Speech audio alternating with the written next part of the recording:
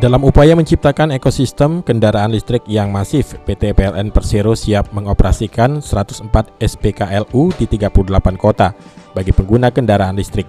Selain itu, pada tahun 2022 ini PLN juga berencana akan menambah sebanyak 40 unit SPKLU di beberapa kota.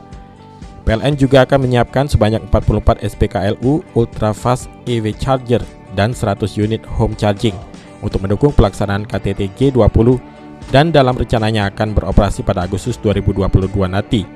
Hal ini dilakukan untuk memberikan kenyamanan bagi para pengguna kendaraan listrik. Selain SPKLU yang dioperasikan PLN juga menawarkan kepada pihak swasta untuk bekerja sama dalam mempercepat perluasan SPKLU. Pihak yang berminat untuk menjadi mitra dapat langsung mengakses portal layanan pelanggan PLN untuk mendaftar. Setelah para pengusaha mengakses, langsung ada kolom menjadi mitra. Ikuti langkahnya dan kemudian PLN akan segera menindaklanjuti. Berkembangnya tren kendaraan listrik di Indonesia saat ini menjadi peluang bisnis baru bagi semua pihak. Peluang bisnis ini tidak hanya terbatas di kota-kota besar saja.